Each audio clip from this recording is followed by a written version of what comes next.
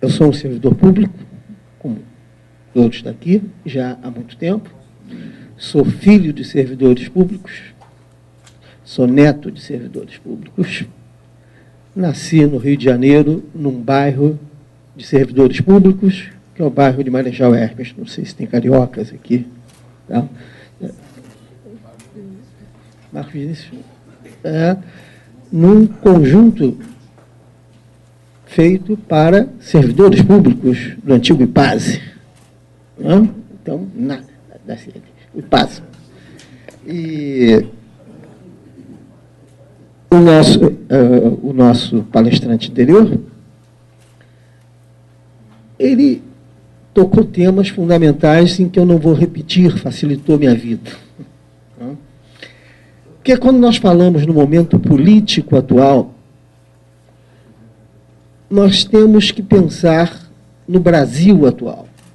O Brasil atual é um Brasil muito diferente de um Brasil de 15 anos atrás. Uma das questões que mais me angustiava como analista é que nós não tínhamos uma boa base de dados para análise, embora o refrão não reclamar, mas eu trazia aquilo como um problema meu, porque o censo de 1990 foi um censo que foi uma fraude, o censo de 2000 foi um censo que foi outra fraude. Então, nós tínhamos bases de dados de 1980, que tinha-se uma projeção da projeção, da projeção, da projeção, tá? E, portanto, o que se falava, o que se planejava, o que se articulava a partir de 82, 83, 84, era uma ficção, porque estava pendurado no ar, já que os dados empíricos eram dados que você não podia confiar. Então, você não sabia quantas pessoas tinham para a escola, você não sabia demandas de transporte, porque você estimava a partir de números que mudavam. Veio o censo de 2010, esse bem feito, bem organizado por 6 anos, e o censo de 2010 traz, com seus resultados, um grande impacto para a maioria das pessoas. Eu, que sou um professor, pesquisador, e que gosto de estar aonde eu pesquiso, e eu só falo sobre o que eu pesquiso, eu percebia algo de muito novo no Brasil. Algo de muito novo em todo o território nacional. A primeira questão que eu percebia é que havia uma dicotomia absolutamente equivocada entre um Brasil rural e um Brasil urbano. Primeira questão em que eu já levantava há 6 ou 8 anos atrás, eu dizia o seguinte: se existe um rural no Brasil, ele é um rural urbano.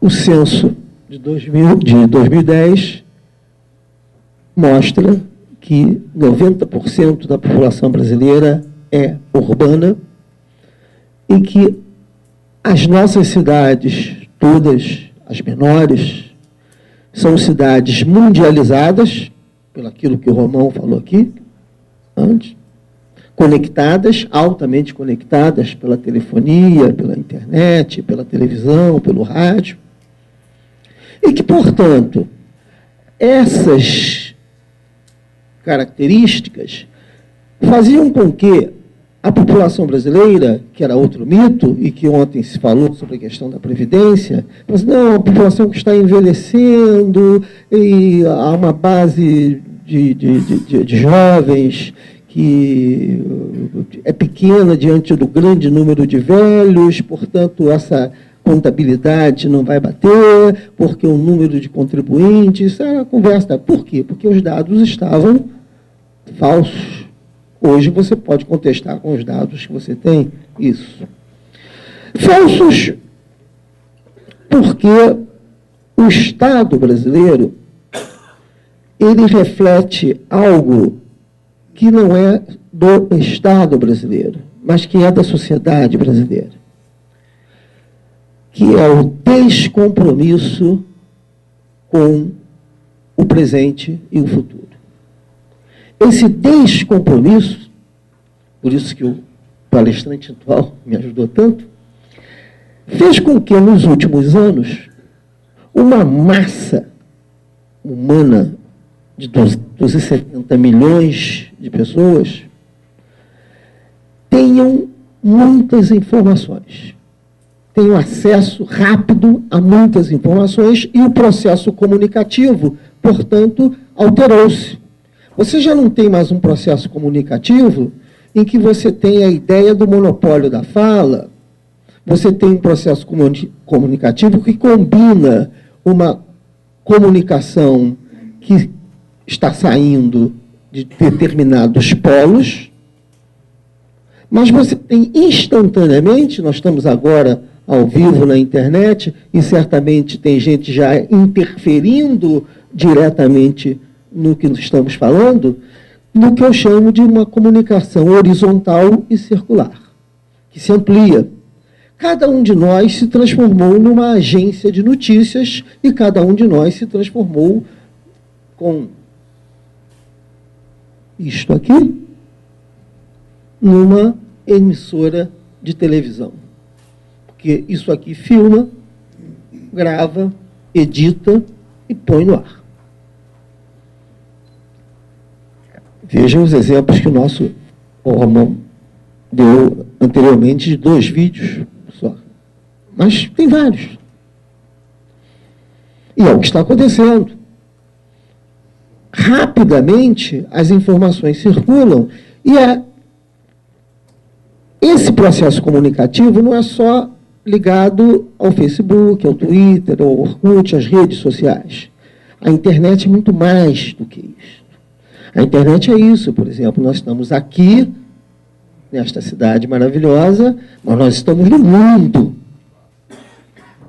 Portanto, esta característica faz com que a população brasileira hoje demande outras questões que os nossos dirigentes, os nossos operadores das instituições governamentais e dos poderes, dos 3 poderes, assim como das instituições da sociedade, ainda não se prepararam.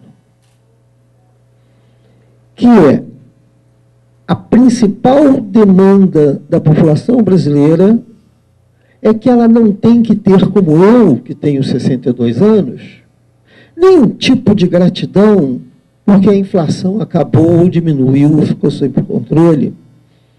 E eu vivi, e vocês, alguns, as moças não, um período de inflação de 2% ao dia.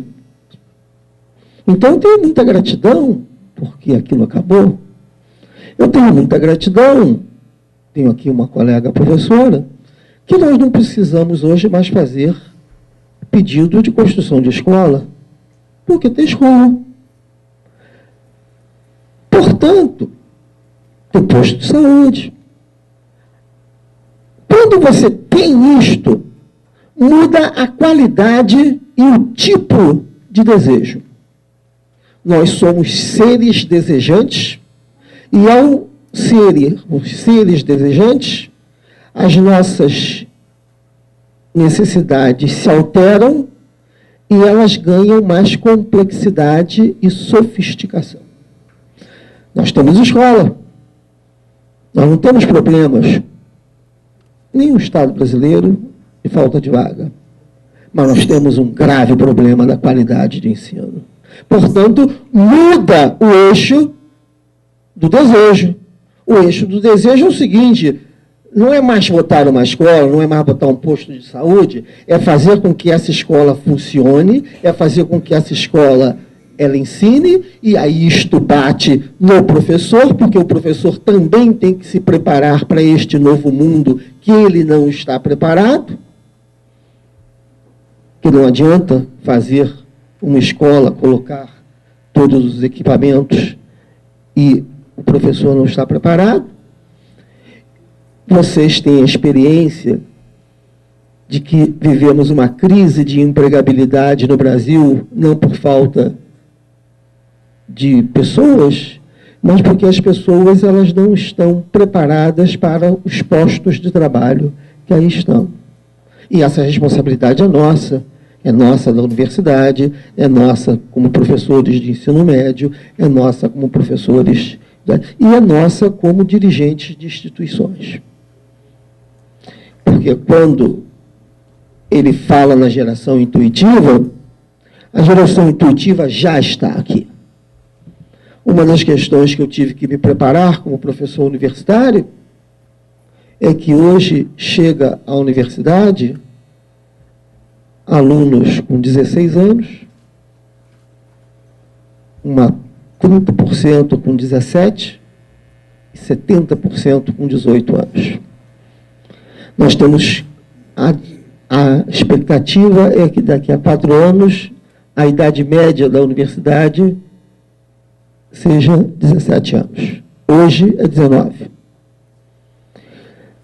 Nós estamos formando mestres e doutores aos montes, em todo o Brasil. Só São Paulo, com as universidades paulistas, estaduais e federais, estão por aqui. Só o estado de São Paulo forma pelo menos 3.000 doutores por ano. Portanto, nós temos uma sociedade que enfrenta um outro tipo de demanda, que ela quer algo fundamental. A população brasileira quer ser respeitada, quer ser bem tratada, quer ser reconhecida e quer participar do processo decisório. Como o processo de informação é circular e horizontal, os mecanismos de conhecimento se ampliaram, e ao se ampliar, os mecanismos de controle e as possibilidades de controle também se ampliaram, porque aquilo que ficava em caixa preta deixa de ser caixa preta e se torna público com muita rapidez. Desculpe eu voltar à palestra anterior, porque ele também falou nisso, porque tudo que a gente faz rapidamente, para o bem ou para o mal, é muito rápido. Meu amigo aqui, a gente ficou amigo pelo telefone, né? Ele me via na televisão, terminou, ligou, de alguma maneira achou meu número, né? Ligou e começamos um diálogo. Para o bem e para o mal. A entrevista que ele gostou tanto, e as entrevistas que ele gostou tanto, eu mapeei quem eram os manifestantes, quem faziam as violências, enfim, fiz esse mapeamento. E é evidente que as entrevistas que eu dava, das pesquisas que eu estava fazendo, elas incomodaram a muita gente. Elas deixaram muita gente irritada. Deixaram desde os grupos anarquistas, black blocs irritados comigo, até as organizações policiais.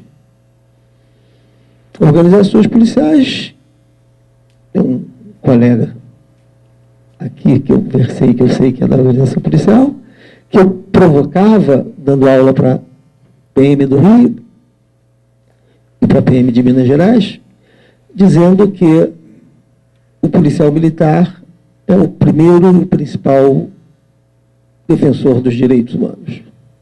O que os deixava irritadíssimos, porque eles diziam, esse pessoal dos direitos humanos é o pessoal que defende bandido. Né? Eu pensei, mas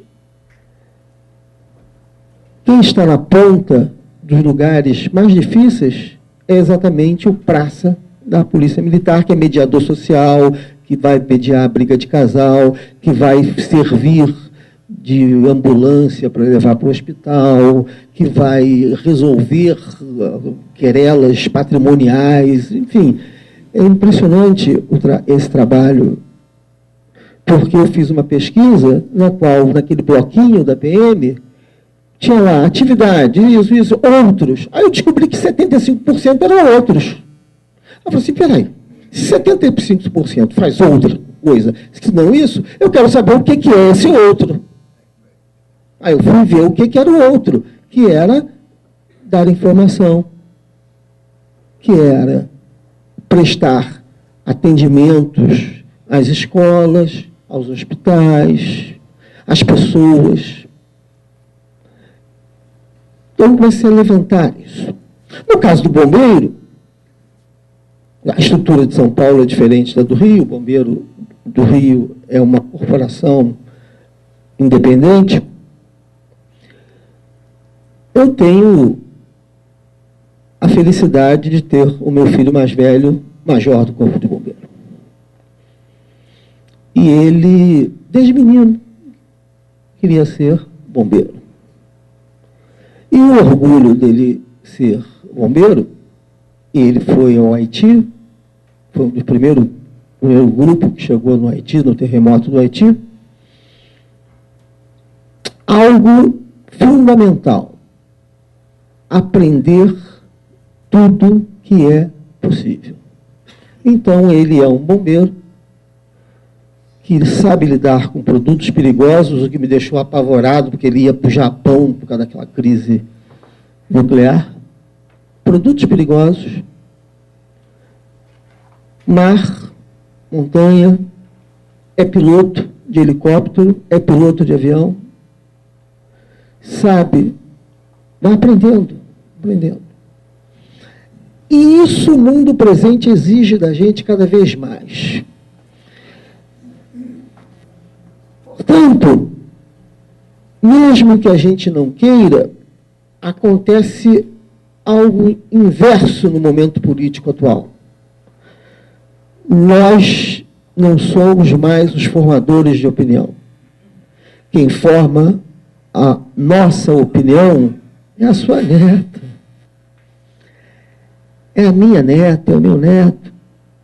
São eles que estão formando a intuição naquilo que meu colega anterior falou de geração intuitiva. E o vídeo é um vídeo muito provocador, nesse sentido, porque mostra a perplexidade que as pessoas têm vendo aquilo que muitos reclamam. E vocês todos têm criança, convivem com criança, porque qualquer criança hoje já nasce mexendo nessas maquinetas. Né? Então, as demandas da sociedade brasileira, e que levaram, não de agora, elas explodiram e se esparramaram em abril, maio e junho, mas elas já vêm acontecendo há pelo menos 8 anos, que nesse subsolo da sociedade brasileira vem pipocando atividades.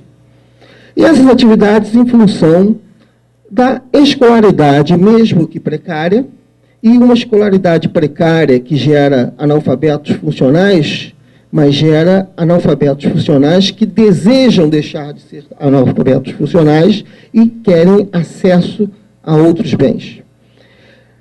Um serviço de prestação de saúde, aí envolvendo tratamento de água, aí envolvendo uma série de outras questões, e uma alimentação também de qualidade diferente, que faz com que a ideia de velhice e a ideia de prorrogação do tempo de vida alterou-se no Brasil. Nós temos hoje uma população que não é mais um triângulo com uma imensa base de pobres, mas nós temos um losango que temos, como sempre, um pequeno número de muito ricos, uma imensa classe média diversificada, de uma classe média muito abastada a uma classe média bem no limite da pobreza, com R$1.000, mas que tem acesso aos equipamentos mundializados do mundo. E quando ele tem acesso a esses equipamentos mundializados do mundo, TV a cabo, a internet, a telefonia, ele não é só um consumidor, ele passa a ser um cidadão do mundo, desejando como cidadão do mundo. Aí vem o embate. Ele é um cidadão do mundo que sabe como as coisas têm que funcionar e, portanto, como ele é maltratado, como ele não é reconhecido, o que nós vimos nos últimos meses foi uma grande movimentação em que as pessoas exigem que as instituições as tratem bem, as instituições as reconheçam. Por isso, o grito de guerra: não me representam. Para todos nós, para nós da universidade, os nossos alunos diziam: vocês não nos representam.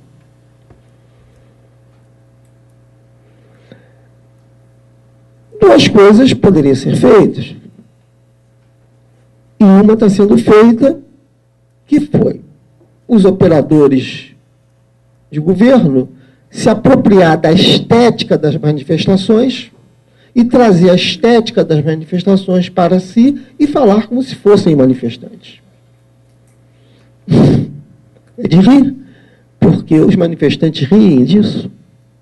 A segunda questão, que deixava todo mundo enlouquecido, e nessas entrevistas eu falava: se você tentar analisar pelas pautas, pelas reivindicações, você não consegue entender, porque está todo mundo junto. Está lá um grupo a favor do aborto, outro grupo contra o aborto. Você está lá um grupo a favor da PEC 37 e um grupo contra a PEC 37. Você tem uma barreira de policiais do outro lado para impedir os policiais a manifestação, e você tem do lado de cá um monte de policial a favor da PEC 300. Então, você tem... e as pessoas ficavam falando: mas como é que é isso? Como é que é isso? E eu falei assim: é o sentimento que junta essas pessoas. Essas pessoas, elas estão... Há um sentimento que elas querem ser reconhecidas e elas querem discutir as suas demandas. E pela primeira vez no Brasil, as manifestações se esparramaram não apenas em São Paulo, Rio de Janeiro, Belo Horizonte, ou Brasília, ou Recife. Para um instituto aqui de São Paulo que eu gosto muito, que é o Data Popular, que não faz pesquisa eleitoral, mas está estudando profundamente a classe média brasileira, portanto, estudando a sociedade brasileira, porque este é um outro dado, esse é um outro dado novo para a maioria, é que nós hoje, ao contrário de tempos passados, nós somos uma sociedade de classe média, de maioria de classe média. Portanto, as manifestações não eram de natureza insurrecional, revolucionária. As manifestações eram de natureza de que queremos mais e que funcione e que seja melhor. Para isso, é necessário enfrentar a corrupção e que os nossos representantes que não nos representem saiam e deixem de roubar. Então, esse era um eixo. Porque, por que não funciona? Não funciona porque falta dinheiro. Falta dinheiro? Pode até faltar, mas está sobrando dinheiro que está indo embora. E essas coisas estão aparecendo graças à eficiência dos sistemas de informação, dos sistemas de contra-informação. E nós, servidores públicos, vivemos um drama, porque nós somos, ao mesmo tempo, representantes desse Estado na ponta, e somos cidadãos como seres desejantes também.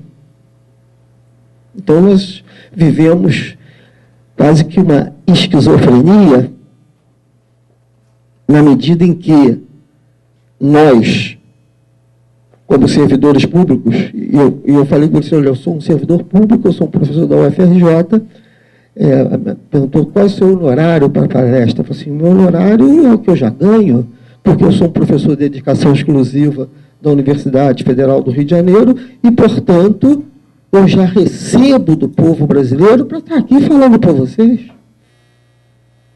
E foi isso que eu falei com eles. O que eu preciso é que vocês me levem para aí. Agora, eu não posso receber honorário por duas questões. Há uma questão legal, facilmente burlada, porque poderia ser em dinheiro vivo, poderia ser através de uma empresa, ou, enfim, qualquer coisa que algumas pessoas fazem, mas há um compromisso de natureza ética que eu tenho quando eu escolher ser um professor do ensino público, e eu não posso ser um pregador sem fé. Eu não posso ensinar para os meus alunos uma sociedade ética, combativa, corajosa. Eu não posso ser um secretário de Estado ou um vice-ministro e, ao mesmo tempo, aceitar os honorários. Por quê? Porque eu não estarei fazendo algo que é o exemplo. Portanto, essa meninada que foi para a rua e que forma a nossa opinião, porque aí outro dado, aproximadamente 2 milhões de pessoas foram às ruas em 3.700 municípios brasileiros. Eu gosto muito de uma cidade paulista que é Tatuí, que eu vou muito lá, e tem uma cidade ao lado, chamada Araçoiaba da Serra, que eu gosto de ir lá tomar um café da manhã no apiário, tem um apiário lá, gosto lá. E aí, é uma cidade pequena. Aí eu liguei para os meus amigos de Tatuí e falei assim, Araçoiaba da Serra teve manifestação? Teve. Teve. Como teve? E eu fui contabilizando. Quando eu contabilizei 3.700 municípios com a ajuda do pessoal do Data Popular. Agora, teve mais. Uma passeata em Patos, na Paraíba. Alguém na Paraíba aqui? Ou perto? Uma passeata em Patos, na Paraíba, que tem em torno de 50 mil habitantes, de 20 mil pessoas, corresponde a uma passeata de 5 milhões de pessoas em São Paulo. E 3 milhões de pessoas, metade da população está lá. Então, a gente tem que perceber que o atual momento, ao contrário do que muitos levantam, é um momento de alegria, é um momento de esperança. E as coisas andaram um pouco, porque, pelo ponto de vista oportunista, os governos se viram emparedados e, sem saber o que fazer, começaram a rapidamente dar algumas soluções do que se pediam nas ruas e outras invencionices que foram rejeitadas. Né? Rapidamente, porque também nunca a frase, que é bem carioca, que o povo não é bobo, e a minha amiga, que é da Tijuca, chegou ali, sabe disso? Ele fica na dele. Ele pode estar com medo nesse momento de ir para a rua, mas algo de muito novo está acontecendo no Brasil, e não é por causa das passeatas de abril, maio e junho. Isso já vem acontecendo no Brasil nos últimos 10, 15 anos. E com pessoas que, como eu, não têm nenhuma obrigação de gratidão com o que foi feito. Eu sou muito grato a ter tido uma Assembleia Constituinte. Esta população não tem nenhuma gratidão com isso, porque eles querem mais e melhor. E eles estão querendo que o Congresso funcione mais e melhor. Eles não têm nenhum compromisso com um judiciário que é lento e é quase que invisível. Eles querem um judiciário transparente. Eles pressionam e eles A minha geração tinha uma frase, jargão: decisão judicial não se discute, cumpre. Hoje, sai a decisão judicial e as pessoas bradam contra. Ou bradam a favor também, mas, enfim. O poder legislativo, com as suas trocas políticas permanentes, e aqui tem alguns assessores parlamentares, todos vocês que são líderes de associações têm que lidar com o poder legislativo, sabem do cinismo pragmático da maioria dos nossos parlamentares. E eu vou dar um exemplo concreto desse cinismo pragmático. Eu não tenho nada de pessoal quanto o prefeito da minha cidade. Nada de pessoal. Entretanto, o prefeito da minha cidade reuniu com o CEP, ano passado, nós estamos em 2013, no final de 2011, início de 2012, e fechou um acordo com o CEP e com as categorias dos professores de um plano de cargo de salários, que é esse que ele apresentou. Que é esse que ele apresentou agora. Só que ele fez o acordo, apalavrou, acertou e não mandou o plano para a Câmara Municipal. Engavetou o plano, enganou os professores. Os professores ficaram lá, enganados, reclama daqui, reclama dali, reclamando. E é bom não reclamar, porque os que ficaram reclamando, veio a chapa de oposição que não veio para reclamar, veio para ganhar. E aí, aquele plano já não serve mais, já ficou velho. Porque os professores já querem outras coisas. E uma negociação. Aí o prefeito disse: mas eu negociei com os professores no final de 2011, início de 2012, e acertei esse plano com eles. Foi, é verdade. Só que ele não cumpriu o desdobramento, que era imediatamente mandar o plano para a Câmara dos Vereadores para votação e sanção. Portanto, aquela negociação era de brincadeira, era um cinismo pragmático, tá? Na qual ele enganou os professores, engavetou o plano, e agora, diante da pressão dos professores mais radicais, porque a diretoria antiga perdeu a eleição para grupos mais de um ativismo mais contundente, ele pega o velho plano e apresenta aquele plano, goela abaixo, e diz, e vai se reunir com os outros professores que perderam a eleição. Ora, os professores da minha cidade estão nas ruas. E quando não estão nas ruas, estão em sala de aula, dizendo: esse prefeito é mentiroso, canalha. Deixa eu parar por aqui.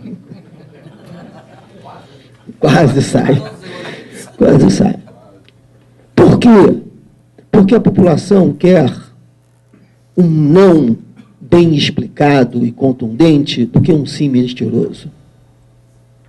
Todos daqui, numa conversa, eu fiquei muito impressionado com o óculos que vai nos identificar. Aliás, hoje já identifica o celular, mesmo desligado, onde eu estou, né? Enfim, essa questão, presidente, eu caminho para fechar, porque eu quero responder mais, eu quero responder nas provocações, no sentido de que não nos representam, ao mesmo tempo que representam. Segundo, uma demanda que a sociedade brasileira necessita reestruturar as suas instituições a partir de algo que eu conversava com a minha amiga ontem, vindo para cá, que é aprender a ouvir os outros pelo ponto de vista do outro, pela lógica do outro. Eu não preciso concordar com ela, mas eu tenho que entender o que você pensa, o que você quer e o que você está falando pelo seu ponto de vista e pela sua racionalidade. E aí sim nós poderemos estabelecer um diálogo. Porque se eu não fizer isso, eu serei surdo ao que você está falando, eu não vou entender o que você está falando. E, portanto, eu vou mentir para você. As nossas instituições, elas herdam do iberismo o projeto que nós temos, uma estratégia antiga de Estado, e que deu certo, que é o arcaísmo como projeto de futuro.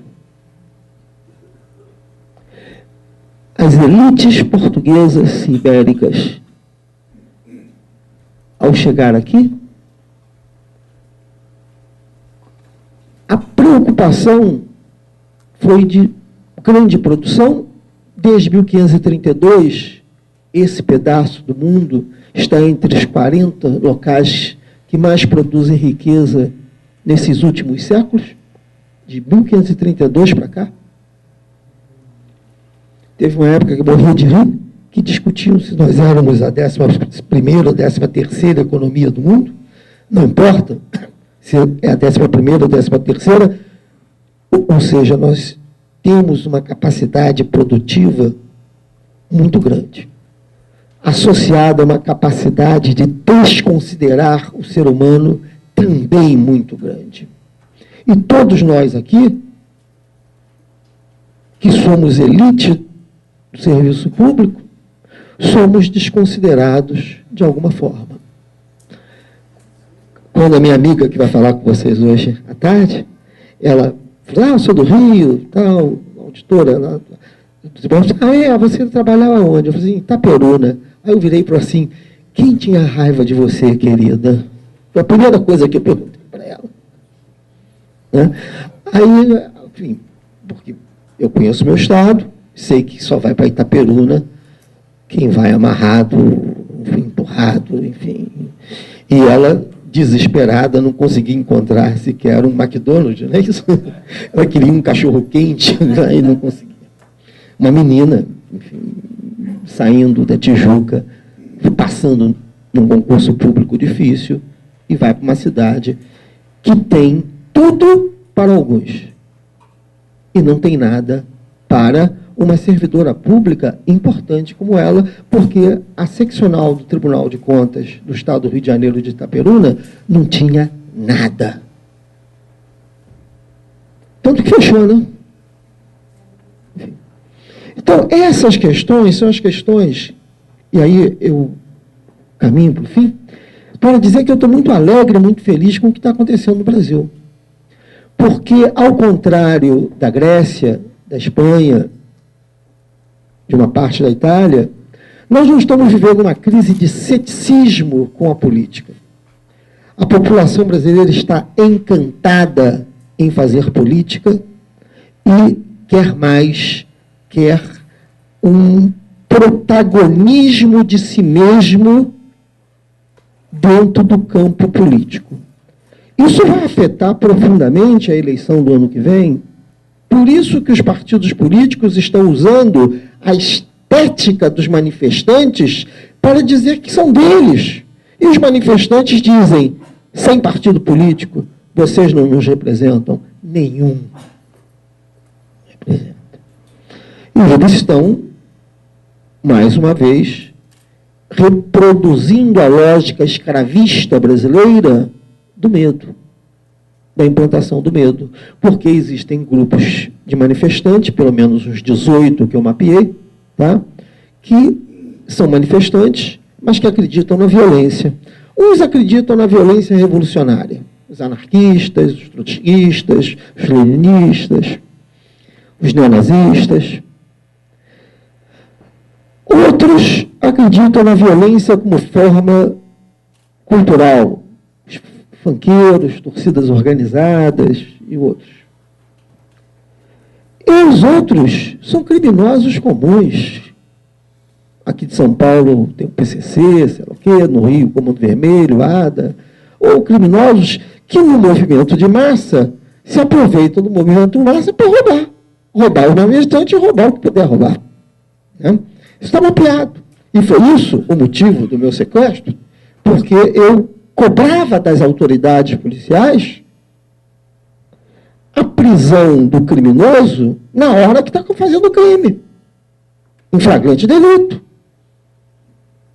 Eu estava no Leblon, vendo a Toulon ser saqueada, chamo um major bombeiro, chamo um major da PM, vou acompanhado de um major bombeiro amigo do meu filho, e falei assim, estão saqueando a Toulon, tem que prender.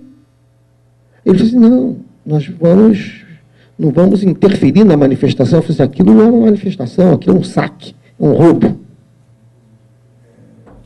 Deixaram. De 21 horas às 23, acabaram com Leblon e Ipanema. Depois, saíram para a cidade toda, jogando bomba de gás lacrimogênio, spray, jatos d'água, em todo mundo. E os bandidos já tinham ido embora. Quem saqueou os bancos, quem saqueou as caixas eletrônicas, já tinha ido embora. Em São Paulo aconteceram coisas parecidas. Em Minas, coisas parecidas. Em Recife, coisas parecidas. Por quê? Aí sim, a preocupação. É porque os governantes, todos eles, querem desqualificar esse movimento de politização da massa brasileira, porque não interessa aos políticos profissionais uma população que se politiza e se conscientiza de maneira universal. Porque, ao fazer isso, o nível de cobrança é maior. E é o que está acontecendo. Eles estão cobrando dos legislativos municipais, estaduais, da Câmara dos Deputados Federais e do Senado, estão cobrando dos executivos, dos 3 níveis da federação, e estão cobrando do judiciário. E agora começam a cobrar do Ministério Público também, porque a população brigou pelo Ministério Público e derrubaram a PEC 37, que seria aprovada no Congresso, e foi derrotada graças às manifestações de massa. E aí começam a cobrar do Ministério Público. Desculpe eu antecipar, né, mas a minha amiga vai falar com vocês à tarde, as brigas em relação às questões das verbas para a saúde e como que essas verbas para a saúde, elas são manipuladas para não chegar à ponta. E fechando, a principal crise que nós temos é de dirigentes políticos comprometidos com as suas instituições, que as suas instituições funcionem. Portanto, a reinvenção permanente de cada um de nós e a reinvenção permanente das nossas instituições, elas ou acontecem, ou nós acabamos e as nossas instituições também. Fico por aqui para ser provocado com qualquer tipo de pergunta.